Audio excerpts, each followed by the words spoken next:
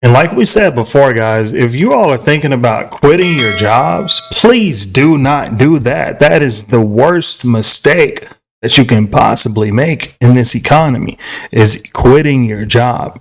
Do not quit your day job, guys. You cannot afford to do it. I don't care if you think you can. I don't think if you have 7, 8 months saved up. I don't care what you think that you have that you can fall back on. You can always have more. You can always invest more, guys. Back to the video. Talk to me, y'all. You got the rent, the light bill, the gas bill. You may have a car note. Got to put gas in the car. You have to keep the maintenance on the car. You may have children that are in school or in sports. You do work 40 hours a week, but by the time they snatch the taxes out, you have just enough to cover your bills. Your next paycheck is already accounted for because it's going to the same bills. How are y'all maintaining? How are you maintaining your sanity? I am tired. And I know we in the era where we want to show everybody that we have it like that, but I'm gonna keep it a buck with y'all. I ain't got it like that. And the reality is most people don't have it like that. Most people wear masks. Most people put on facades. They lie like they got it like that. And when you look at their vehicles, when you go to their homes, when you see what they've really got going on, they really don't have it like that. You want to know what's funny to me? The most people complaining about tariff this, tariff that are the main ones who don't have any money. When they don't realize that we've had tariffs in this in Trump's first economy. We've had tariffs, the same tariffs in Joe Biden's economy. But the main people complaining about tariffs, who are experts on tariffs and the way that the world works now, are the main people who don't have any money. The only reason why they're complaining about tariffs and complaining about the government and complaining about decisions is because the internet and the media and the echo chamber is telling them that we have problems. And the crazy part is Donald Trump is telling you idiots that we're making $2 billion a day. $2 billion a day off of some of the things that he's instituted and implemented. And you guys have the audacity to sit behind a keyboard, not read between the lines, not do your own research, but get upset because the internet's telling you to get upset. It's beyond me. It's a bunch of drone-like artificial intelligence behavior. Most of you people are NPCs.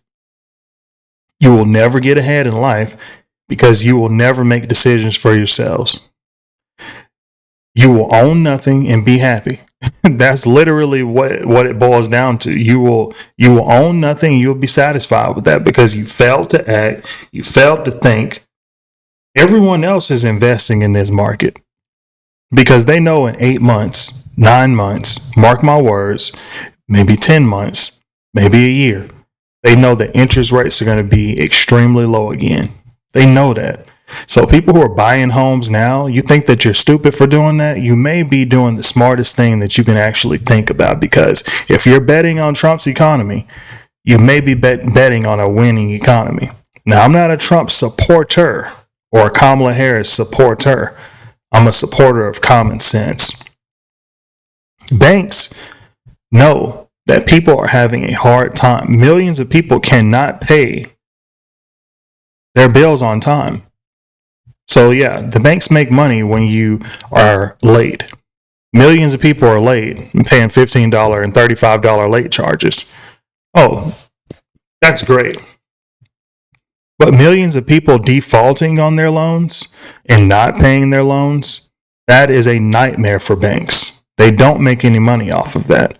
And in fact, banks are in the business of money. So if they're not making money, their only plan, scheme, whatever you want to call it, is to refinance normal folks like us at lower interest rates so we can afford to pay them. You know, in my opinion, this economy has been artificially inflated for a while, and it is now time for the midnight hour. It is time to collect on that compounding interest that has been building up, swelling up. The bubble is about to burst. And if you guys aren't ready, if you guys are not prepared for it, you're going to be in for a world of hurt. This woman is being, telling you guys what's going on. Job where they don't. Some people, now this, I know a lot of people, they'll work overtime. My job doesn't offer overtime. And by the time I get off, everything else is closed in my area. Or you try to work remote, but these jobs, they'll place some listings on Indeed, but they ain't calling you back with a great resume, right?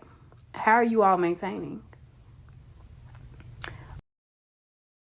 And the reality is, if you're a woman, especially, if you're a man and you're single, especially, you're going to have it even more harder, because America, if you really think about it long and hard, guys, in the 50s, 60s, 70s era, you had relationships and families who worked together. So whether you had that stay-at-home mom who raised 4 or 5 kids, right? You're not paying daycare fees of $1,500 a week. You know what I mean?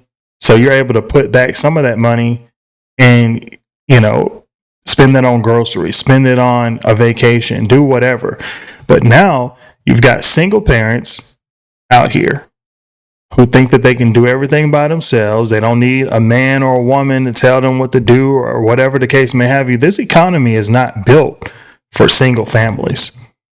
It was never meant for us to be getting married. It was never meant for us to be marrying the government.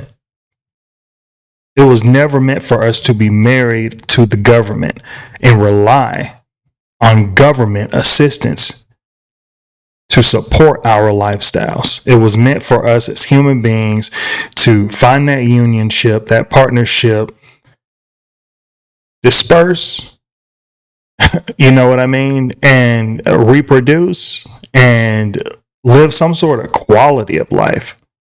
These single people are doing it by themselves, living paycheck to paycheck, no teamwork. They're struggling. They're depressed. I've got friends who haven't really they work a remote job and they never leave the house. Unless it's an emergency, they never leave the house. They order all their groceries to their house so they don't get I don't even know if they're getting adequate sunlight. I know people who I don't even know if they've seen or smelled outside in like 8 months. This is not the way that we're supposed to be living, people. This is not normal. It's not natural. It's not natural for us always to be on panic mode, wondering when and how we're going to be able to survive the next 2 weeks. It's chaotic. And you wonder why the stress levels in mental health is so crazy. In order for there to be some sort of normalcy, I think that the reset button has to be not hit, but smashed. We have to hit the reset button on the economy. We have to hit the reset button on our lives to get some sense of normalcy, because people are not going to make it. Another 20 years of this, guys, and I just cannot see how it's going to work. Let me know in the comment section down below, guys. Do you all see this working? Is this economy sustainable? You've got Doge funding people who are 120 years old collecting checks. Babies at 2 months and 9-month-year-olds have $100,000 loans taken out. The corruption is real, and we're not benefiting off of this, but someone is. Let me know what you guys think in the comments. The question is, 20 years from now, do you think if we're in the same situation that this country is going to be sustainable? And give me 5 things of what we need to do right now to prepare for the incoming crash, because we know that we're headed towards one. It's imperative. It's going to happen. Anyways, guys, until the next video, peace out.